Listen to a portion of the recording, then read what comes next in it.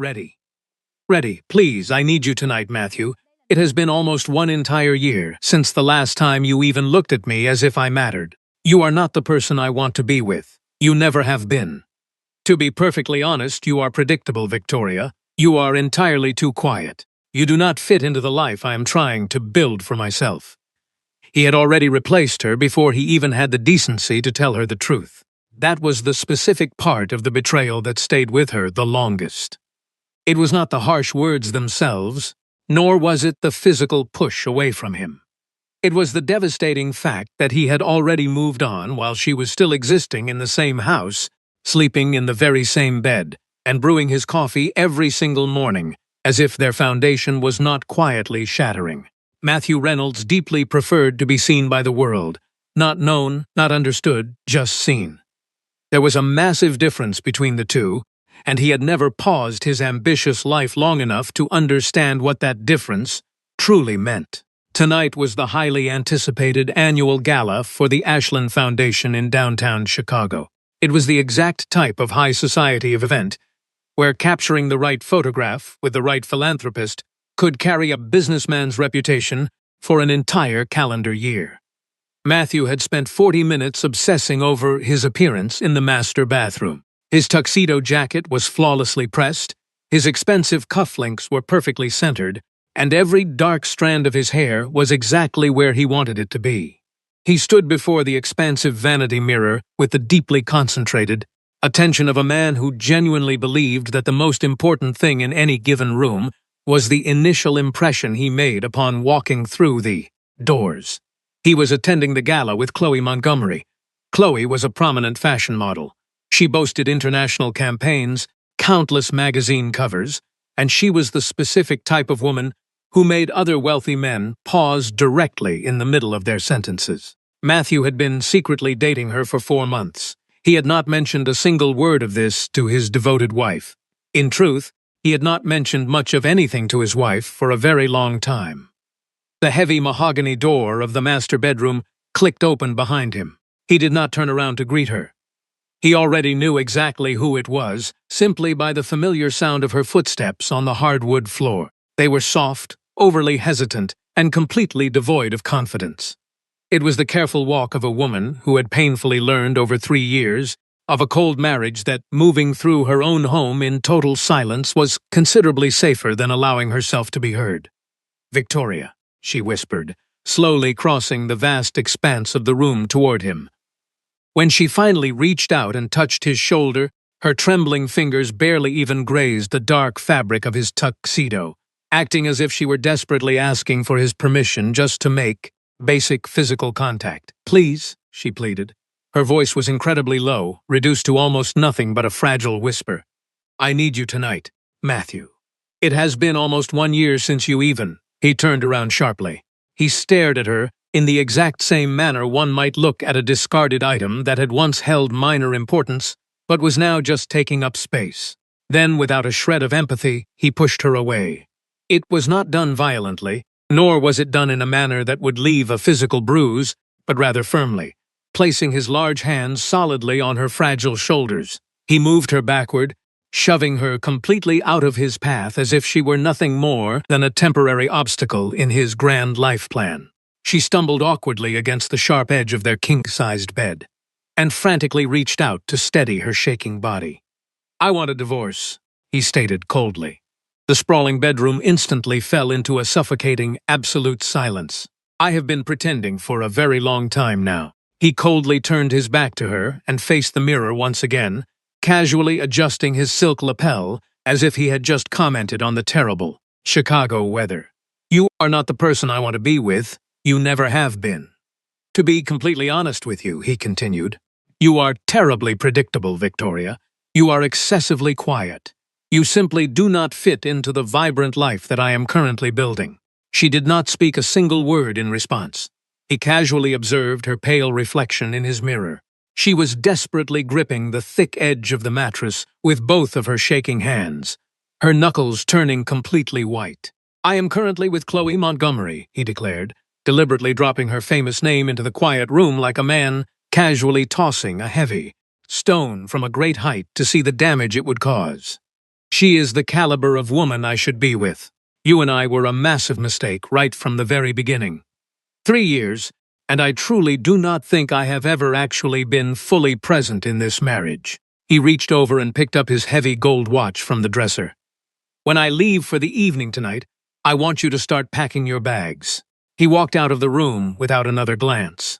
The heavy door closed behind him with a soft, terribly clean click. Victoria did not move a single muscle for a very long time.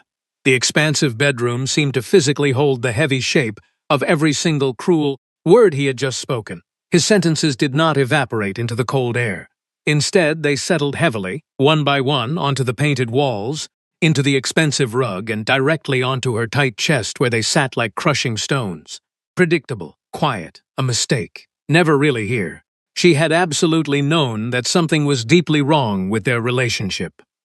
Of course she had known.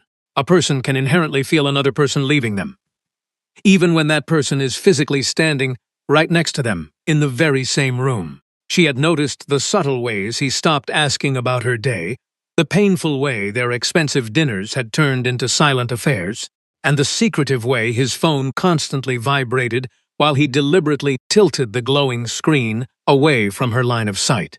She had actively pretended not to notice any of it because playing make-believe was significantly easier than facing the devastating reality of what was coming next. However, quietly knowing that something is terribly wrong and having it brutally thrown directly into your face are two entirely, completely different wounds. She slowly sat down on the very edge of the large bed. She did not allow herself to cry just yet. No, she merely sat there in the suffocating silence, allowing the immense pain to wash over her without putting up any fight against the rising tide. She had learned very early in her life that the absolute fastest way to get through a traumatic experience was to walk directly through the agonizing center of it. Victoria Reynolds had not always been this small, invisible creature. Before this crushing marriage, long before she had diligently sanded down all of her vibrant edges to perfectly fit into the demanding world of Matthew, she had been actively building something incredibly real and beautiful. She was the secret founder of the Reynolds Literacy Foundation, an impressive non-profit organization she had quietly started at 24 years old without any flashy announcements, directly funding crucial reading programs in underfunded schools across 3 different states. She had successfully organized major fundraisers, secured massive federal grants, and confidently sat across from stubborn city council members, fiercely convincing them to genuinely care about children's futures.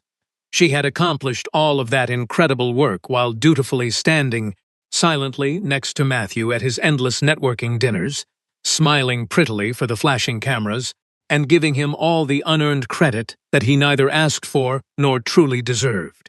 Not a single wealthy person at his lavish parties knew about her real life.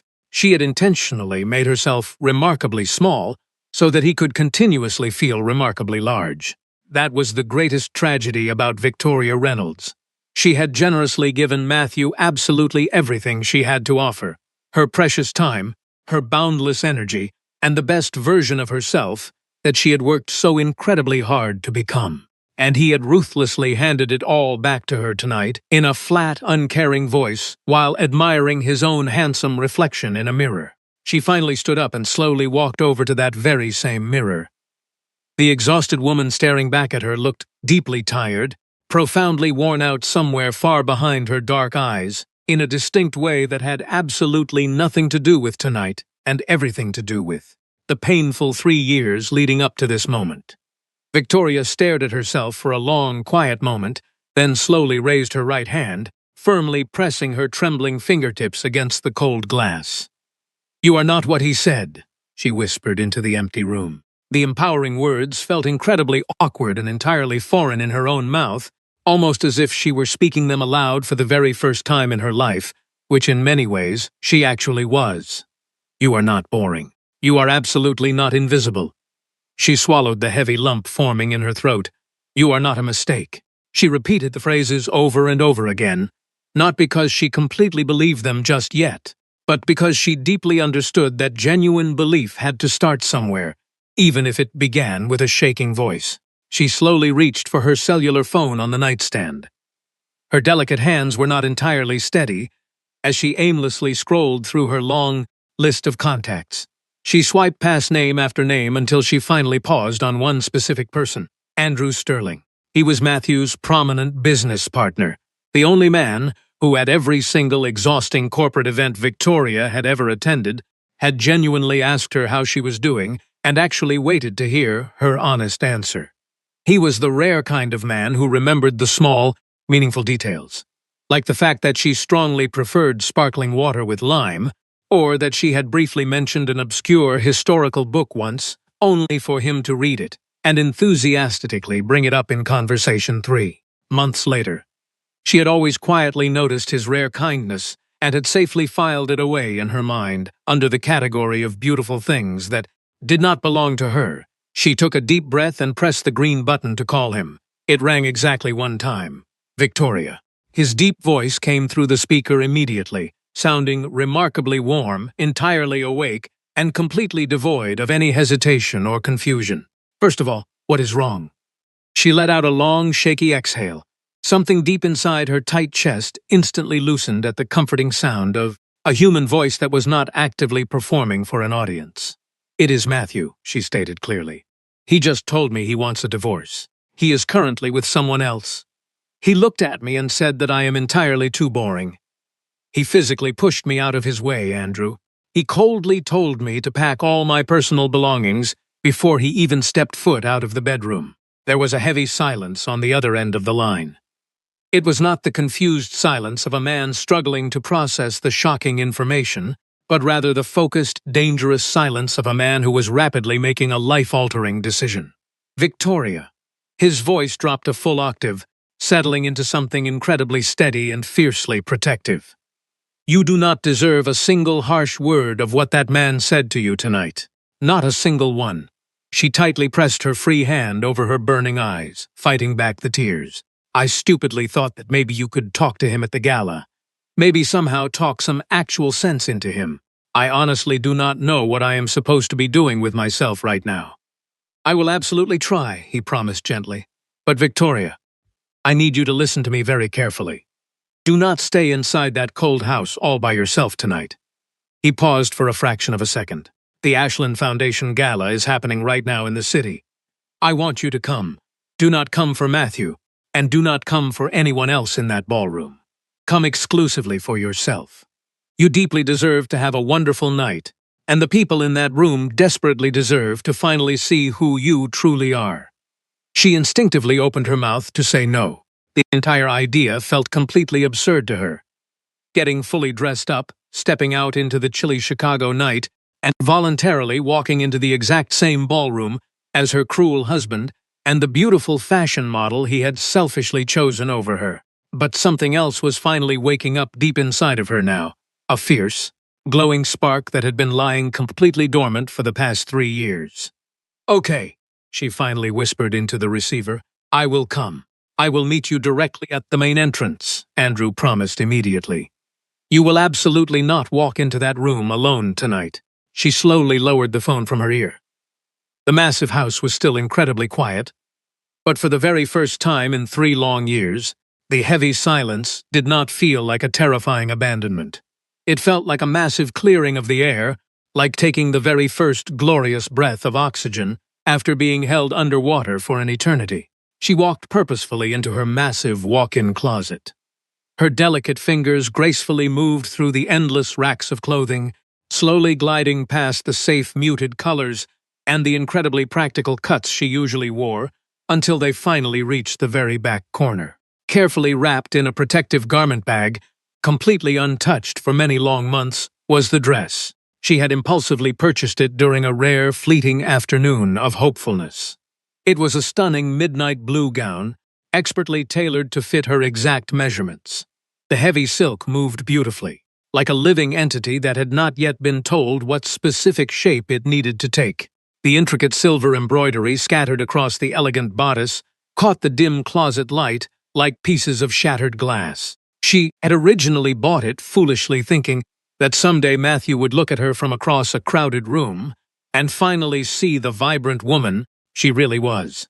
He never did, but tonight was still going to be her night, strictly because she had finally decided it would be. She slowly unwrapped the gorgeous gown and held it up against her body. The rich fabric slipped through her hands like freezing water as she stepped into it and turned to face the full-length mirror. What she saw looking back at her literally stole the breath from her lungs for a brief moment. The fit was absolutely flawless, not because the expensive dress had been recently altered by a tailor, but simply because she had finally stopped trying to alter her own soul to fit into a smaller box. She carefully applied her elegant makeup with surprisingly steady hands, adding a flawless base, sharp contour, and a deep, striking stroke of color around her dark eyes that she rarely ever allowed herself to wear. She let her dark hair fall into loose, dramatic waves, embracing the wild shape it naturally took when she finally stopped desperately trying to control it. She clasped the dazzling diamond necklace she had proudly bought for herself after the very first successful fundraiser for the Reynolds Foundation. It had been her own quiet, private celebration. She added matching earrings and a remarkably delicate gold bracelet. She confidently called her private driver. "Please bring the car around to the front," she requested. Her voice was remarkably calm, crystal clear, and completely devoid of any nervous need to explain herself. "Right away, Mrs. Reynolds," the driver replied. She picked up her elegant silver clutch and took one final, sweeping look around the luxurious master bedroom. It held 3 agonizing years of complete silence, 3 years of bitterly swallowed words, extremely careful footsteps, and a lonely bed that had grown progressively colder by the day. She did not waste any time mourning the space. She simply turned on her heels and walked out without ever looking back. The massive Ashland Foundation Gala completely filled the grand ballroom of the historic downtown hotel from floor to ceiling with the exact type of golden light that made absolutely everything look highly intentional and fiercely expensive. Massive crystal chandeliers, hundreds of flickering candles, and oceans of fine silk and sharp tailoring moved fluidly through the dense crowd like exceptionally well-dressed water. The classical music floating through the air was kept low enough to encourage wealthy networking, yet beautiful enough that no one actually felt the pressing need to speak if they did not want to. Andrew Sterling was standing exactly where he promised he would be, waiting near the main entrance doors with his hands casually tucked into his tuxedo pockets, watching the valet line with the endless patience of a man who fully intended to wait for as long as it took. When he finally saw her step out of the town car, his entire body went completely still. His dark eyes slowly swept over her, not in the dismissing, empty manner that Matthew's eyes always had, which was the cruel absence of truly seeing. This was entirely different. This was a man completely registering the magnificent gravity of the woman he was looking at. "Victoria," he breathed softly, slowly shaking his head in absolute wonder. "I honestly do not know what to say." He paused, taking a step closer, and started over. "You look like someone who just gave this entire ballroom a valid reason to exist." She laughed softly at his compliment. It was a genuine, beautiful laugh, not the polished, strictly rehearsed giggle she usually deployed at these corporate events, but just pure joy escaping from somewhere deeply authentic within her chest. They confidently walked into the grand ballroom together. The atmospheric shift in the massive room was almost immediate. It was not unnecessarily loud or overly theatrical, but it was undeniably palpable. Polite conversations naturally paused at the edges of the room. Curious eyes immediately followed the stunning woman wrapped in midnight blue silk, completely unable to articulate exactly why they were staring. Something fundamental in the exact way she carried herself had drastically changed. She was not pretending to be confident. Genuine confidence had finally found its way back to her. She was absolutely not operating as Matthew Reynolds' quiet wife tonight. She was Victoria Reynolds, a powerful force of nature, and that stark difference was boldly written into every single elegant step she took across the marble floor. Directly across the crowded room, Matthew was standing closely beside the stunning Chloe Montgomery, casually holding a crystal flute of expensive champagne and half listening to a boring conversation about real estate that he was no longer actually tracking, strictly because he had just spotted her, his champagne glass completely halted halfway to his mouth. His handsome face rapidly cycled through several distinct expressions in the incredibly short span of 3 seconds. First came sheer recognition, followed immediately by deep confusion, and finally settling into something that closely resembled pure disorientation. The captivating woman standing radiantly on the opposite side of the ballroom, with her bare shoulders pulled proudly back, her dark eyes remarkably clear, and her beautiful diamonds catching the sparkling light from 3 separate chandeliers, was absolutely not the pathetic woman he had cruelly shoved away from the edge of their bed earlier tonight. Except she actually was. She had always been this magnificent. He simply had never bothered to look at her long enough to discover the truth. Beside him, Chloe Montgomery curiously followed his shocked gaze across the room. She remained completely silent for a very long moment, intelligently studying Victoria from afar. Whatever pathetic, mousy image Chloe had mentally constructed based solely on Matthew's cruel descriptions, quiet, predictable, remarkably ordinary, was absolutely nothing like the majestic reality she was currently witnessing. The elegant woman across the room was utterly magnetic, incredibly steady, and clearly the rare type of person whose powerful presence you naturally feel long before you fully process their physical appearance. Chloe slowly turned her sharp gaze back toward Matthew. Something fundamental in her beautiful expression had completely shifted. It was now intensely quiet and deeply internal, like a complex mathematical calculation running behind her eyes. What kind of deeply foolish man casually throws away something like that? She muttered under her breath, more to herself than to him, her voice dripping with sudden realization. Victoria and Andrew seamlessly moved through the elite crowd with the effortless grace of people who are not actively trying to put on a show. An older, distinguished woman named Evelyn, who sat on the executive board of the Ashland Foundation, stepped forward and gently touched Victoria's arm. "Victoria, my dear, you look absolutely radiant tonight. We desperately need to discuss your incredible literacy programs. The impact has been staggering," Evelyn praised warmly.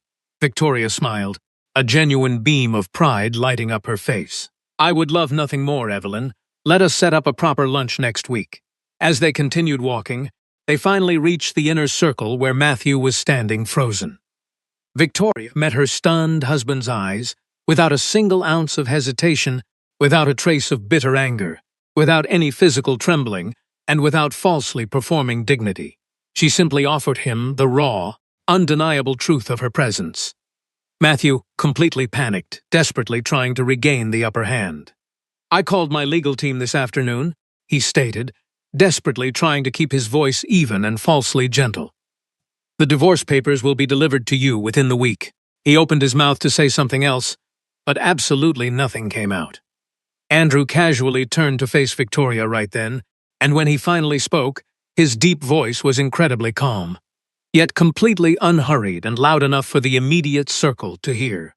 "I have kept my mouth shut for a very long time," Andrew stated clearly, staring directly at Matthew now. "I constantly told myself it was the professional thing to do, that your broken marriage was strictly your business, and that I had absolutely no right to intervene." He paused, letting the heavy words hang in the tense air. "But I absolutely refused to stay completely silent for another minute." The small circle of wealthy elites surrounding them had fallen completely dead silent. "I have watched you slowly empty your beautiful soul into a dark life that never once gave you a single thing in return," Andrew continued, turning his warm gaze back to Victoria. "I have watched you repeatedly make yourself painfully small, just so this deeply insecure man could briefly feel larger than he is. And I foolishly said nothing because I was wrongly respecting imaginary boundaries that he was already actively destroying." Andrew's strong jaw physically tightened with barely suppressed anger. "I completely refuse to keep watching you from a distance anymore, Victoria. I want to proudly stand beside you every single day of my life, not as your foolish husband's silent business partner, but as a man who sees you with perfect clarity and actively chooses you, fully knowing exactly what a privilege that is." He held her steady gaze, ignoring everyone else in the massive room. "If you will bravely let me." The thick air between them felt intensely charged and incredibly absolute. Matthew viscerally felt the terrifying shift, experiencing it in the exact same manner one feels a heavy steel door permanently locking them out of a warm room, they suddenly realized they desperately wanted to stay inside. Chloe was standing right next to him, but for the absolute first time in the entire evening, she felt completely invisible. It was not because she was any less beautiful, but simply because the emotional gravity of the entire room had fundamentally shifted away from them. Victoria stared deeply at Andrew for a long, quiet moment, and then she finally smiled. It was not a polite, polished gala smile. It was a heartbreakingly real one, the beautiful kind that visibly starts deep within the eyes. You have consistently been incredibly kind to me when basic kindness was never required. Of you, she said softly. You remembered tiny details that I casually mentioned once, and you thoughtfully asked about the hidden things I never even said out loud. She tilted her head slightly. I would very much like to discover who you truly are when we are not forced to stand in the very same room as him. She gently took his outstretched hand. They proudly walked away from the stunned circle together, seamlessly gliding through the parted crowd, moving effortlessly past the glittering light of the massive crystal chandeliers. They walked directly past the playing orchestra and headed straight toward the large glass terrace doors. Matthew helplessly watched them leave. He was physically completely unable to move a muscle. He stood firmly rooted exactly where he was, his expensive crystal glass of champagne awkwardly tilted at a dangerous angle he did not even notice. He watched Victoria genuinely laugh at something Andrew whispered to her. It was a real, breathtaking laugh, her head tilting slightly backward, her delicate hand still resting securely in his. Matthew had never once made her laugh like that in 3 entire years. He had never even bothered to try. Suddenly he heard Chloe shift behind him. He felt something small and sharp being firmly pressed directly into his right palm. It was a tightly folded piece of paper. When he finally turned around, she was already gracefully gathering her belongings, without making a scene, without any dramatic announcement. She simply grabbed her expensive clutch and confidently walked away through the crowd without a single backward glance. Matthew slowly unfolded the small piece of paper. The harsh words were scrawled hastily but clearly. I honestly do not know what she ever did to make you treat her so terribly. But after witnessing tonight, I know with absolute certainty it was never enough to deserve you. I refuse to build a life with a man who loves like a coward. He stood entirely alone in the center of the massive room. The extravagant gala continued brightly all around him. Expensive glasses continued clinking, beautiful music swelled and faded, and wealthy people genuinely laughed at things that were actually funny. The beautiful world was completely indifferent to the massive, hollow crater that had just opened up inside of his chest. He slowly walked toward the glass terrace doors. Outside, directly under the massive open Chicago sky, he could clearly see them. Victoria and Andrew were standing at the far edge of the cold stone terrace, speaking softly to one another in the deeply intimate manner that people use when they have finally stopped, being incredibly careful around each other. When Andrew slowly turned to face her, and she bravely looked up into his eyes, it did not look like a hesitant beginning. It looked exactly like a profound recognition of two souls finally meeting. Matthew stood completely frozen in the shadows and watched as Andrew gently leaned down and kissed her softly under the bright moonlight, his large hand slowly rising to tenderly cradle her face. Matthew had foolishly spent 3 entire years completely failing to see the incredible treasure that was standing right in front of him, and now she was forever standing in front of someone else who actually appreciated her. The messy divorce was legally finalized exactly 11 days later by Matthew's frustrated lawyer, Marcus. There were absolutely no contested financial clauses, no bitter back-and-forth arguments, just 2 separate sets of legal signatures on heavy paper, and a profound, permanent quietness that immediately followed the separation. Andrew romantically proposed exactly 4 months later. He did not do it in a crowded, expensive restaurant, nor did he do it with a flashy public audience. He simply did it at Victoria's small kitchen table on a random Tuesday night over terribly cold Chinese takeout, purely because they had been happily talking for 2 solid hours, and neither of them had even noticed the food going bad. He smoothly slid the simple, elegant ring across the wooden table and asked her without any overly rehearsed speeches, just offering his completely unprotected voice and a beautiful question to which he already knew the joyful answer. She happily said yes long before he even finished asking the question. Together, they actively built something incredibly real, a beautiful life that never once required her to shrink herself down or stay quiet. The Reynolds Literacy Foundation massively expanded its incredible reach. They secured massive new educational programs, generated record-breaking new funding, and established a powerful national alliance that Victoria had been tirelessly cultivating for over a year. When the massive announcement finally hit a major national news outlet, a stunning, full-page photograph of Victoria prominently accompanied the glowing article. The detailed profile rightfully called her a quiet powerhouse, who had been brilliantly operating in the shadows of American philanthropy for many, long years. Matthew miserably read the glowing article on his phone, sitting entirely alone in the sterile, overly modern apartment he had abruptly moved into after the divorce. He had desperately tried to reach out to Chloe again, but she had moved on with the clean, ruthless efficiency of a woman who had never truly intended to stay with him in the first place. He stared at the beautiful photograph of Victoria for a very long time. She was captured mid-law, looking completely full of glowing purpose, with her actual name boldly printed in heavy black text directly beneath her, celebrated in a magnificent way that belonged entirely to her. He had genuinely known absolutely nothing about her incredible foundation.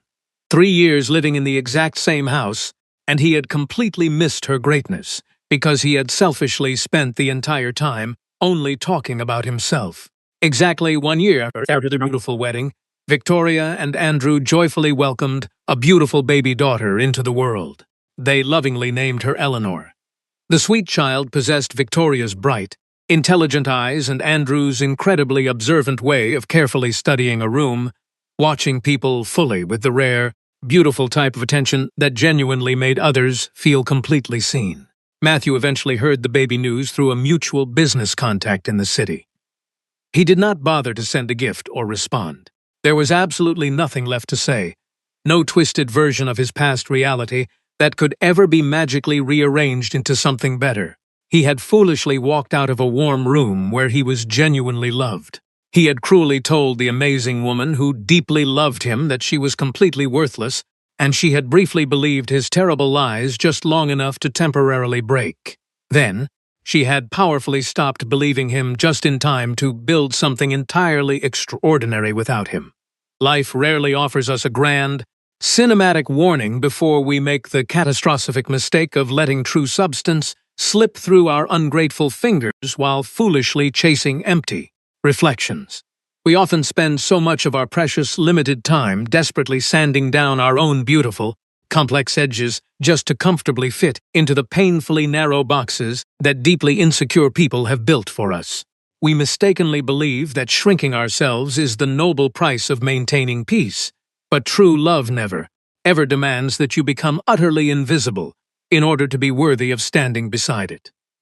Victoria's magnificent journey serves as a powerful, undeniable testament that the most breathtaking chapters of our lives frequently begin the exact moment we finally find the courage to stop, apologizing for simply occupying the space we rightfully deserve. Your unique voice, your hidden passions, and your genuine spirit are never a burden to the right person. They are the exact treasures they have been patiently searching for. Never allow anyone's inability to see your profound worth convince you that you are fundamentally broken. Step confidently into your own light and allow the wrong people to simply fade away into the shadows where they belong.